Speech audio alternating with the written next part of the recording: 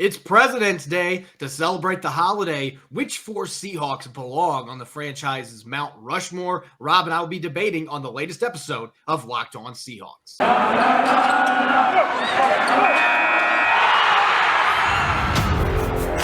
You are Locked On Seahawks, your daily Seattle Seahawks podcast. Part of the Locked On Podcast Network, your team every day.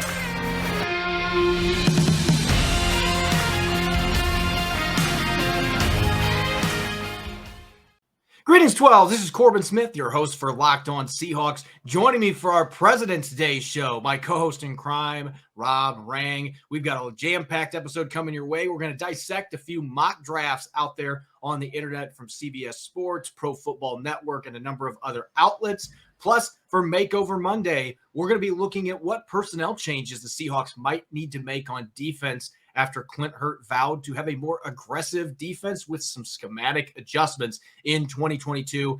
Thanks for making Locked On Seahawks your first listen 5 days a week. This episode's brought your way by Bet Online. Bet Online as you cover this season with more props, odds, and lines than ever before. Bet Online, where the game starts. Now for your lead story here on Locked On Seahawks. It's a nice holiday, very nice weather out here in the Pacific Northwest for this time of year. To celebrate President's Day, Rob, going to take a little bit of a lighter side to our opening segment here on today's show and have a nice spirited debate about who belongs on the Seahawks Mount Rushmore. And it's really difficult when you look at the number of star players and great coaches and owners the Seahawks have had in their 46 years of existence, trying to whittle this number down to having just four names, four faces on Mount Rushmore. That is an extremely difficult task. We put up an article today on the Seahawk Maven where several writers, including myself, pitched our picks for those four, and there were a couple that were pretty easy selections. And after that, this was an excruciating experience because of the star power the Seahawks have as a franchise.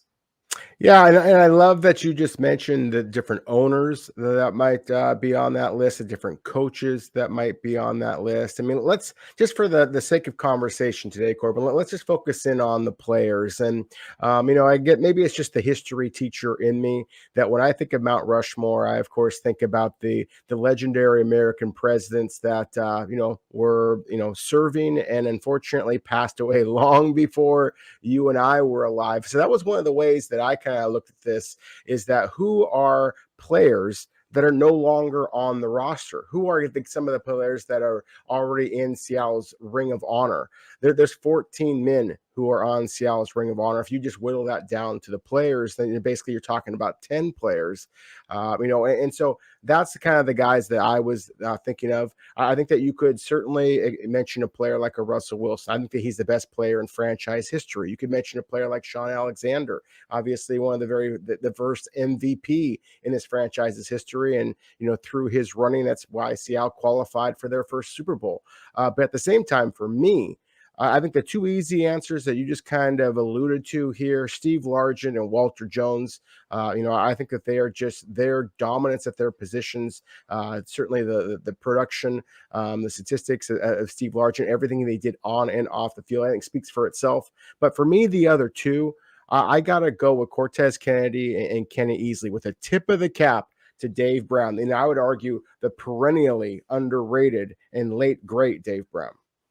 You're throwing out some of these older Seahawks. I'm going to make sure I mention Jacob Green was a name that I consider for this list. And he is a guy that's in the Ring of Honor, never really considered for the Hall of Fame, which I think is a travesty. I think if you look at what Jacob Green did in his career in an era where teams were not passing the football near as much as they do today, he retired as the number 3 sack guy in the NFL. Now, obviously, a number of guys have passed him since he retired. But again, we're talking different eras. So Jacob Green was certainly a player that I considered. Cortez Kennedy was my last one out. We're getting into March Madness here soon. So already starting to think about the bubble watch here. So that's how I was operating, putting this list together. And what Cortez Kennedy did during his time in Seattle, getting 5 All-Pro selections, a guy that was in the Pro Bowl pretty much every year he was in the league, and he played for some really bad teams, and getting Defensive Player of the Year on a 2-14 team, that's just unheard of. You have to take your dominance to just a whole other level for the rest of the league to be like, You know what? That team is really bad, but that Cortez Kennedy is phenomenal. Defensive Player of the Year material. That's what he did in 1992. So it was difficult to pass on him. Some of the more modern Seahawks players like Cam Chancellor certainly were in consideration. Sean Alexander, one of my favorite running backs that I've ever watched play this game. Another guy I'm surprised hasn't gotten a little bit more action in the Hall of Fame voting. I considered him. A number of players that missed out on this. And I'm in agreement with you. To me, the biggest shoe in here, any list that doesn't have Walter Jones on it, I just have to dismiss because he is easily the greatest player in franchise history. We're talking a guy that might be a top 10 player in the NFL in its history, Rob. 9 holding penalties in his entire career. He had almost as many all-pro selections as holding penalties in his career, which still just blows my mind. And he was a Pro Bowler for 9 times. I mean, this guy was just an incredible player. And obviously, you and I both know him off the field as well. A great guy and just had unorthodox training methods. Steve Largent was a player ahead of his time that apparently Bum Phillips didn't think was good enough to be on the Oilers. So they traded him to the Seahawks after training camp for an 8th round pick. I think that was a pretty good 8th round pick investment the Seahawks made for a receiver that finished his career as the all-time leader in receiving yardage and receptions and with 100 even touchdowns in his career. One of the best receivers ever, and I would have loved to see the numbers that Steve Largent could have put up in today's game where teams are slinging the rock all over the place. So I picked those 2, and then that's where you and I kind of went into different avenues here. Russell Wilson's on my list because he is the greatest quarterback in franchise history. By and large, it's not even close. No offense to Matt Hasselbeck and Dave Craig, but the numbers that he's put up, his path to Seattle being a 3rd round pick and exceeding expectations from day one, tying Peyton Manning that rookie season for the most passing touchdowns by a rookie quarterback, leading the team to 2 Super Bowls and 1 Super Bowl victory, 9-time Pro Bowler. He has to be on this list. Oh, by the way, if you're looking off the field, he's a Walter Payton Man of the Year winner too. So he deserves to be on this list. And this is where things got tough. I mentioned Cortez Kennedy, but I have got to put beast mode on my list. And here's my argument. There are a number of players that I didn't pick that you could probably look statistically that had better careers than what Marshawn Lynch did. He wasn't drafted by the Seahawks. He spent time with the Raiders. He was beginning his career in Buffalo, but he had 4 straight years with over 1,200 rushing yards and 10 or more rushing touchdowns. He did it 4 consecutive seasons. Only 5 other running backs in NFL history have done that. So he's in elite company there. And I think he was the heartbeat of those championship teams in 2013 and 2014. You take Marshawn Lynch away, but how many running backs have the iconic runs that he has? And this entire team, he just seemed to shoulder the load and truck sticking and stiff arming guys left and right. He was the heartbeat of this football team. And I think he's arguably the most popular player ever to wear a Seahawks uniform. Fans adore Marshawn Lynch. And so I had to keep him on this list. Yeah, I would have a hard time disagreeing with any of the statements that you just made there. I love the fact that you started off there with Jacob Green. He was one of the players that right there with Dave Brown, I just think was just absolutely a remarkable football player. It is. You used the word travesty, and I would underline that, because it is. If he played for a team that got more national attention than the Seattle Seahawks did in the late 70s and early 80s, then he absolutely would be a Hall of Famer, quite possibly have been a first ballot Hall of Famer because he was that good. Number 79 was absolutely dominant. And so again, a travesty. And then to wrap up your point about Marshawn Lynch, yes, I mean, we're talking about truly the icons, in NFL history. To me, you mentioned Sean Alexander before, and again, I mean, he was the MVP. He took his team to a Super Bowl as well. With all due respect, as well to the quarterback there, Matt Hasselbeck, the head coach there, Mike Holmgren, Walter Jones, Steve Hutchinson. I mean, so many great players on that team that lost to the Pittsburgh Steelers and the referees in that Super Bowl so many years ago.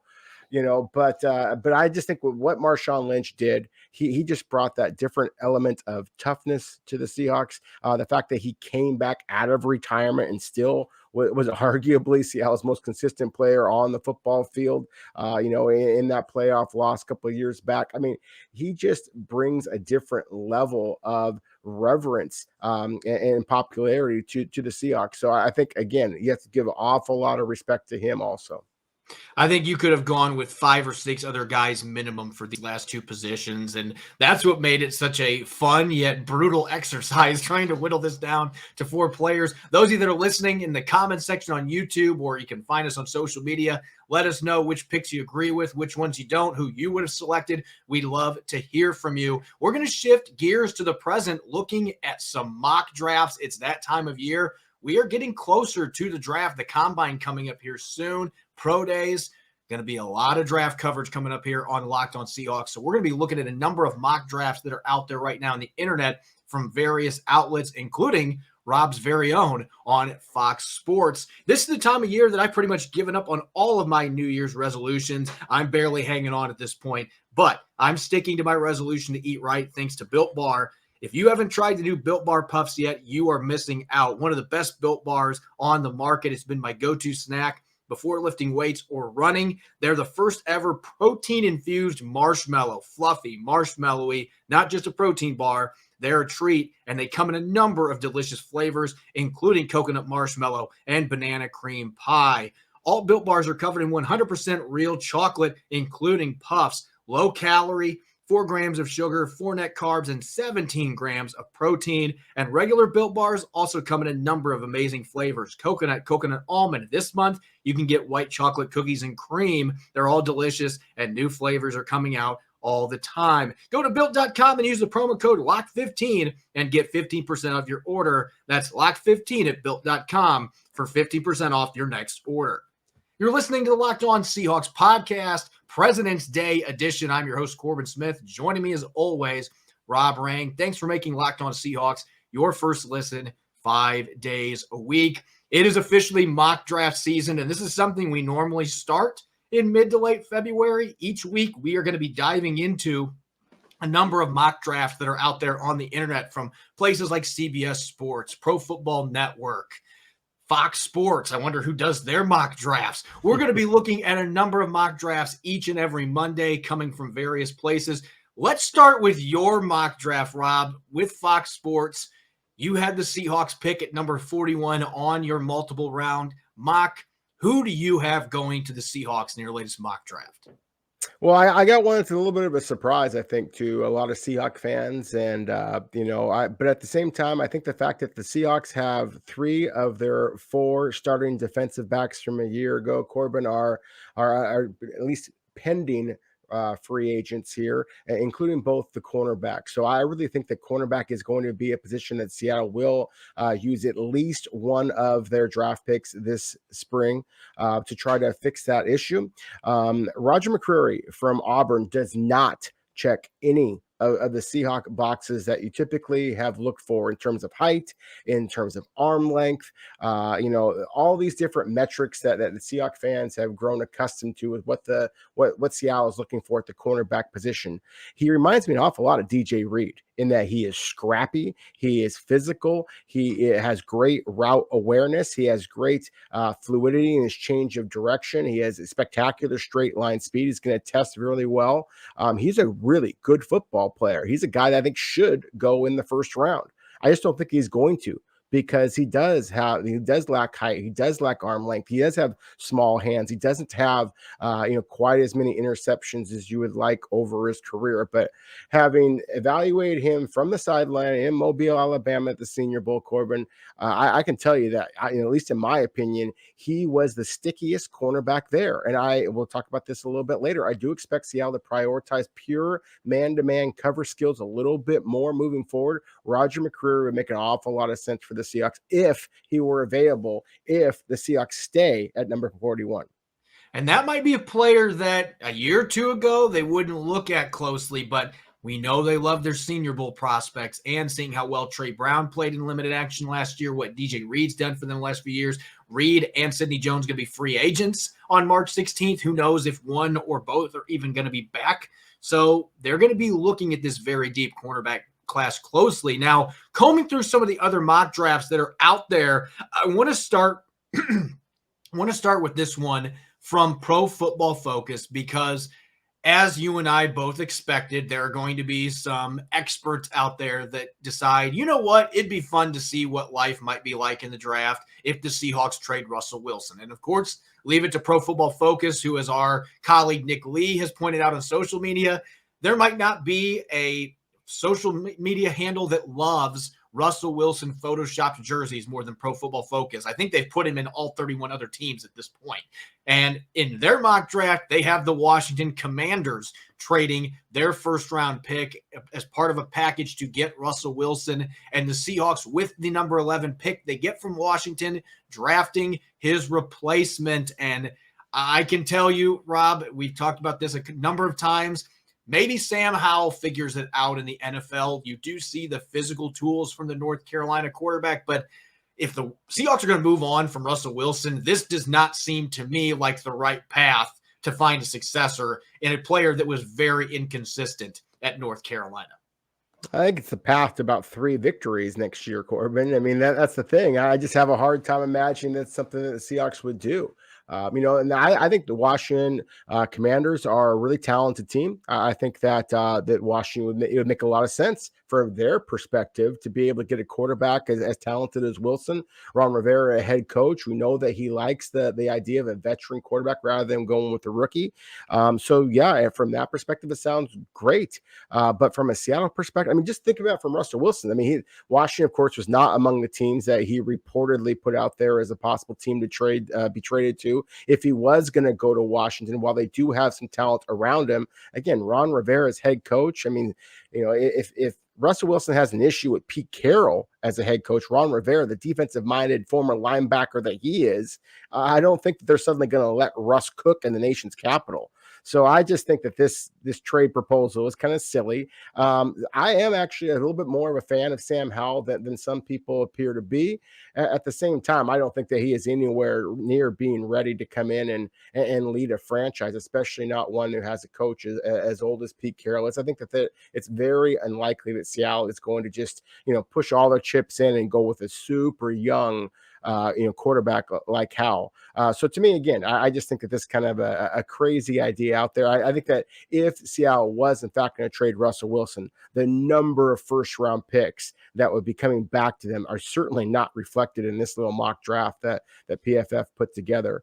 So to me, again, Howell is intriguing. Arnold Ebiketie from Penn State was the other player that the PFF had mocked to Seattle. To me, he's an interesting guy. He's got some twitch to him, as we're going to talk about in our next segment here. Again, we do think that Seattle is going to be a little bit more aggressive on the defensive side of the ball. I think that pairing him with Darrell Taylor, perhaps with Carlos Dunlap, perhaps some big name free agent, it's intriguing. Again, I just don't know that you're getting enough bang for your buck, with a second or even perhaps early third round selection. I have Ebiketie as a third rounder, and we've talked about a number of Penn State prospects over the past couple of years. We saw what Parsons did in his rookie season with the Dallas Cowboys. Ebiketie is not that same player. He has some quick twitch, but he's not the most explosive athlete you're going to find. He doesn't have the bend getting around the corner that you would see from a player like Parsons. I actually see some parallels in his game to another former Nittany Lion in Yetur Gross-Matos, who we actually mocked a number of times. A much different build, but you see some similarities in play style. He's a good hand technician, and I think that's what has allowed him to have success. Last year, 9.5 sacks for the Nittany Lions. At 253 pounds, he's got the right size to be a Sam linebacker. I think in a 3-4 system as an outside backer, that is the best chance for him to be an every down player in the league. I don't see him having a strong enough lower body, though, to be able to hold up as an every down defensive end in the league. He's going to have to either get a lot stronger, especially in the lower body, or he's going to have to be playing an outside linebacker position. Now, the Seahawks, we think they're going to be playing, as we'll be talking about next segment, they're going to be playing more of a 3-4 structure with those two overhanging linebackers. That would be a good fit for this player. I think that he's got the upside to maybe even push being a double-digit sack guy, but he kind of looks like one of those prospects that might be a very high floor, not necessarily the highest ceiling coming into the league. I've got a third-round grade on him, so maybe with their third-round selection, it would make sense. At 41, it depends on what's available, but that could end up being a reach for a player that could come in and help you. But I think that there's not a lot of positional flexibility there necessarily. Looking at our next one here real quick, NFL.com, Chad Reuter's selecting Perrion Winfrey at number 41. Now, Winfrey was a player that had one whale of a week in Mobile at the Senior Bowl. 292 pounds, a very good athlete at that size. I've liked what I've seen on film. He has had his struggles defending the run, which is always something that Pete Carroll's going to be cognizant of when he's looking at defensive tackles. If you can't defend the run well, he's going to have a difficult time wanting to bring you in, because that is one of his top priorities, is slowing down opposing run game. This is a kid that has good hand technique. He can play big end. I think in a 3-4 scheme at 292 pounds, that might actually be the best fit for him. And I think he's also a player, if you're looking more at a 4-3 structure, he can play that 3-tech. He can play 2-eye. Even in pass rushing situations, maybe as a nose, you can move him around the line. And I think the burst he's got, his initial first step, not the best lateral athlete, but I don't know if that matters when you're looking at somebody that's going to collapse the pocket. And that's what this guy brings to the table. Yeah, he absolutely does. He actually kind of reminds me of another former Oklahoma Sooner way back in the day, Tommy Harris, in terms of his ability to be a penetrator in the inside. You mentioned what a disruptive force Perrion Winfrey was at the Senior Bowl. He absolutely was that. We talked about the fact that Seattle kind of needs that junkyard dog kind of mentality. Winfrey has that as well. The problem I have with Winfrey is that he's just so up and down. Now that is play. Yep. Yeah, that has not scared the Seahawks in the past, sometimes to their detriment. And so this is a player who I think would be in play for Seattle if they sat around at number 41, just because I think that there are a number of difference-making edge rushers in this draft class who warrant that number 41 overall selection, Corbin. I don't know that there's that many interior defensive linemen who warrant number 41 overall, but I do believe that Winfrey would. So if he was available at this spot and Seattle's choice of the pass rushers was gone, maybe they feel pretty good about the cornerbacks, and their depth, their ability to find cornerbacks has been proven over and over again on draft day. So it would make some sense to me. To me, this is an interesting pick for the Seahawks. Perrion Winfrey from Oklahoma at that spot. And then with Chad also put out a second pick for the Seahawks in third round with the Tulsa offensive tackle, Tyler Smith. And this guy is just absolutely massive. He's 6'6", he's 330 pounds. I just have my reservations about anytime you're taking a relatively small school player and putting him in with the Seahawks. I mean, they just have not shown a preference for doing that at all. Now, I say that acknowledging that Steve Largent, the first ballot kind of guy, that we talked about before, played, of course, his collegiate ball at Tulsa. But at the same time, this is a whole different regime that are drafting for the Seahawks now than back in the day making that trade. So I just have a hard time believing that Seattle would be willing to invest that early of a draft pick in a player who is a redshirt sophomore, only has 2 seasons playing at the collegiate level, and then again was playing at Tulsa. I just think that if you're going to be going for Dwayne Brown's heir apparent, you're much more likely to be drafting a guy out of the Big Ten, the SEC, one of those premier programs. And I don't see him as a tackle the next level. Me personally, he is a good athlete for his size, but a lot of issues at the college level with those twitchier edge rushers. So what's he going to do in the NFL playing off edge? I think that when you use his mauling style in the interior as a guard, it's a better fit. Not that he can't be a tackle in the league, but I just have my reservations that picking him that early, a player that's going to be raw coming into the league, he's got his issues technique-wise that are well documented. He's going to need coached up. Now, maybe Andy Dickerson's looking at him and thinking, hey, at 330, this guy does have the athleticism to be a capable zone blocker, and he also can drive people off the ball. We can get his pass protection up there. Maybe that's a player they're interested in. I just don't know that I necessarily see the scheme fit, and I'm not sure I see the positional fit with them being loaded with guards right now. So I'm not sure down the line if that's the kind of player they're going to look at, but that's going to be one of the fascinating things to watch this offseason is what the Seahawks do with the offensive line now that Mike Solari's out and Andy Dickerson has called all the shots. Are they still going to be bringing in some of those bigger-bodied guards and tackles, or are they going to be going for a little different style player?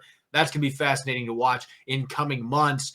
It's Makeover Monday. We're going to be looking, as we do each and every week, at a roster-related topic. We've talked a lot about personnel these first 2 segments and what might need to happen on the defensive side of the ball, change-wise, adjusting their personnel to be able to do what Clint Hurtt wants to do defensively in 2022. Football might be over for this season, but basketball is in full steam for both pro and college hoops. From all the latest odds, totals, player performance props, to where the next fired coach is going to land, BetOnline.net is the #1 spot for all your sports betting needs. BetOnline remains the best spot for all your sports scores, podcasts, and news this offseason. And it's not just basketball. BetOnline.net is your source for hockey, boxing, and UFC odds. Head to the website today or use your mobile device to learn more about the trends in action. Bet online, where the game starts. You're listening to the Locked On Seahawks podcast, President's Day edition. I'm Corbin Smith, joined by Rob Rang. Thanks for making Locked On Seahawks your first listen 5 days a week. It's Makeover Monday, each and every Monday, tackling a roster-related issue for the Seahawks. We've looked at Dwayne Brown, what's going to happen with him in the left tackle position. We've taken a bigger, larger scope with the offensive line, what Bobby Wagner's future may hold. This week, we're going to examine personnel on the defensive side of the football. The Seahawks, according to Clint Hurtt last week, he really opened up the curtain, showed what he's planning to do as defensive coordinator more than I thought he was going to. He was more revealing than I anticipated. He said they're going to blitz more man coverage. They're going to be more aggressive in general, less dropping back defensive linemen into coverage. So that has led to some speculation that there may be some major personnel changes coming. If you're going to be running more of a Vic Fangio style 3-4 defense, that's more of an attacking defense, more blitzing, more man coverage, maybe they need to shuffle the deck at all three levels and get some players that are better fits. Personally, though, Rob, I have to agree with what Clint Hurtt said in another statement where he feels like they have a lot of the players to be able to run this scheme, because I see a lot of those 3-4 elements in what they've done over the years under Pete Carroll, especially last year. It feels like this is just continuing the evolution rather than just getting it started with a new defensive coordinator. Yes, I very much agree. I think that sometimes you see teams, Corbin, who they hire a brand new coach or they hire a coordinator and their roster just doesn't fit with what they're going to try to do. And so you can almost just predict that, okay, this is a team that is going to be going through a true rebuild. No team is going to say that out loud, of course, but you can just look at the players that they have. It just does not fit their scheme. But the Seahawks, and this is a testament to Pete Carroll. I mean, he's always, their base defense has always kind of been a little bit of a 4-3 on paper, but the way that they've actually used their players has very much been using some 3-4 principles for going all the way back to his USC days, and probably previous to that in the NFL with the Jets and the Patriots as well. But certainly in Seattle, he has. I mean, just think about how they use Big Red Bryant for all those years, basically as that kind of, big base end and things of that nature. So many times you have seen Darrell Taylor, just in the last year, and sometimes he's got his hand in the dirt. Sometimes he's rushing with his, and the 2-point stance as well. I think that you are going to see much more of that. I think that you might see more of that from the opposite side. I'm really fascinated to see the way that they're going to use Jamal Adams and whether or not they feel that Bobby Wagner is a fit, because I do think that you're going to be asking your linebackers and your defensive backs to cover a lot more often in man coverage if you are in fact going to be more aggressive and sending more pass rushers. And I do expect them to do that, not only because of what Clint Hurtt said, but also because we're just seeing how effective that is in today's NFL. Quarterbacks are just getting the ball out so darn quickly. And part of the reason why the Los Angeles Rams are now the team with the ring is because of their ability to rush off the edge, not just with Aaron Donald, but all their speed rushers on the outside as well. So I think that in today's copycat NFL, you're going to see a lot of teams, including the Seahawks, are going to be trying to do that. This is a good draft class to do that. A lot of good edge rushers, a lot of good cornerbacks. So again, to me, they have a lot of the pieces in place if they can re-sign some of those cornerbacks. If they can bring back a guy like a Carlos Dunlap and some of Seattle's other edge rushers that's on this roster, and that to me is what's going to make this a fascinating move going forward, is just who do they bring back, and that's going to help us to figure out what exactly they're going to do on draft day as well. Yeah, I think that re-signing Quandre Diggs and DJ Reed, we've been talking about it for weeks, and I'm going to maintain my opinion on this. I think those are the two most important free agents the Seahawks have to re-sign. And some of our listeners might be thinking, this defense was 11th last year in scoring. They were near the bottom in passing defense. Why would we be bringing back players in the secondary? I'm going to maintain that I think the bigger issue there has been the lack of pass rush and not being aggressive enough. I like the secondary players the Seahawks have. And I think when you're looking from a scheme fit, again, I don't see this being a roster where the personnel doesn't match up with what Clint Hurtt wants to do. There might be a few positions where they can get some upgrades that are going to be a better fit. But Quandre Diggs can play in any scheme. He's a ball hawking free safety. He's played slot corner before, so he can play in any scheme. DJ Reed, that smaller corner that's got the quickness working for him. Last year, he got targeted 13 times, according to Pro Football Focus, in man coverage and gave up 5 receptions. One of them was a touchdown, but I mean, he was fantastic for the most part when he was in man coverage, and I think it suits his skill set well. Even Sidney Jones, you take out a 68-yard catch that he gave up in their second start they put him in against the Rams, you remove that play, and he was fantastic in man coverage. Trey Brown didn't give up a catch on 4 targets in man coverage. The guys that they had at corner last year, I think, are good fits. They have the athleticism and they have the quickness to be able to man up against speedier receivers and be able to take away some of those routes. They can make plays on the football. So I think that continuity actually is going to be a big thing in that secondary, where I think you could see some significant changes, though. And we've talked about this as well.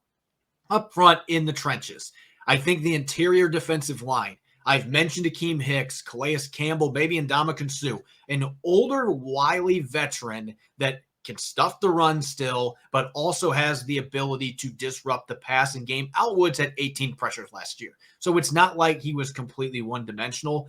But if you could bring a player like Akeem Hicks in, who's had multiple seasons of 45 or more quarterback pressures, you put him in the interior, it just makes life that much easier for your outside rushers. And then maybe somebody like a Chandler Jones playing that overhang linebacker role in more of a 3-4 centric scheme in Seattle.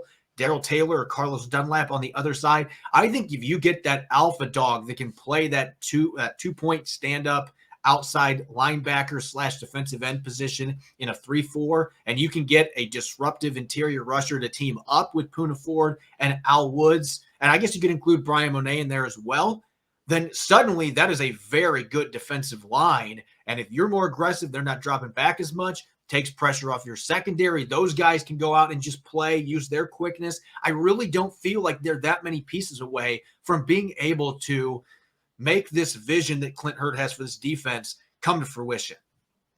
No, I agree. As long as Seattle is able to retain those two, or at least That's one of those critical. of those 2 starting cornerbacks there, I mean, and certainly Quandre Diggs as well. I would agree with you. He's not necessarily my top priority. I still think that the top priority has to be protecting Russell Wilson, and that means Dwayne Brown.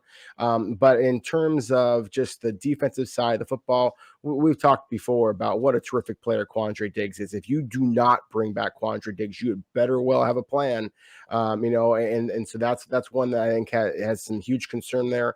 I just wonder if the money runs out. That's again why I was projecting a cornerback with Seattle's top pick. That would be the earliest that the Seahawks have ever used a draft pick during the John Schneider, Pete Carroll era on a cornerback. And so that would be very much going against their tendencies here.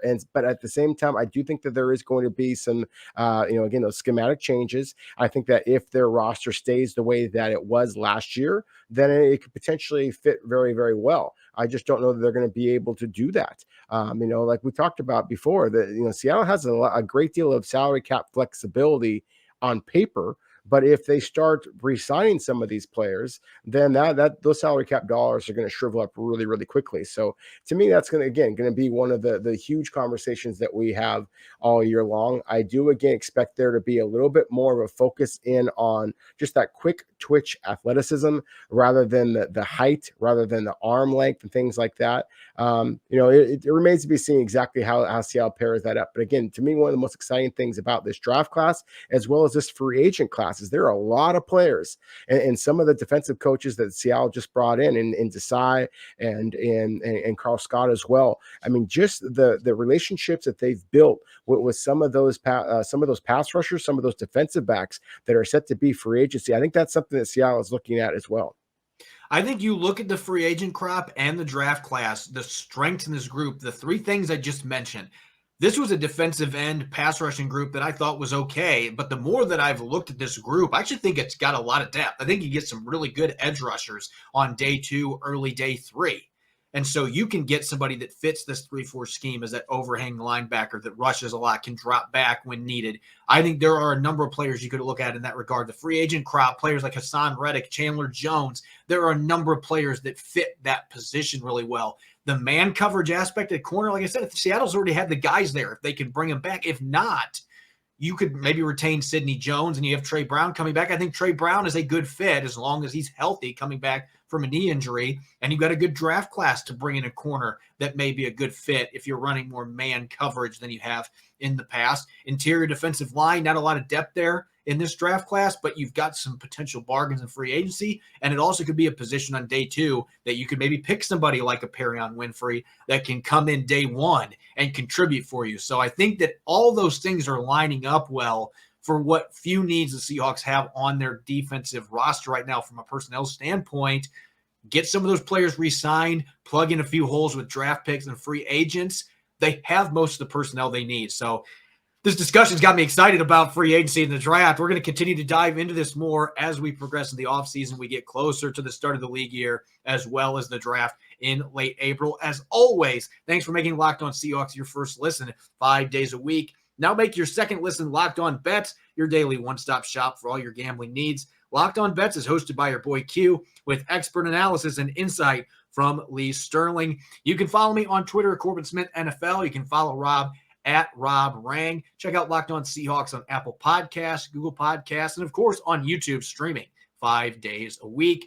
Coming up tomorrow, I'll be riding solo. Going to be taking a look at what the Kansas City Chiefs did with their offensive line, and if the Seahawks decided to replace all 5 of their starters in similar fashion, what might that look like this offseason? Going to be a fun topic of discussion. Hope you'll be listening in. Enjoy the rest of your President's Day. Thanks for listening. Go Hawks.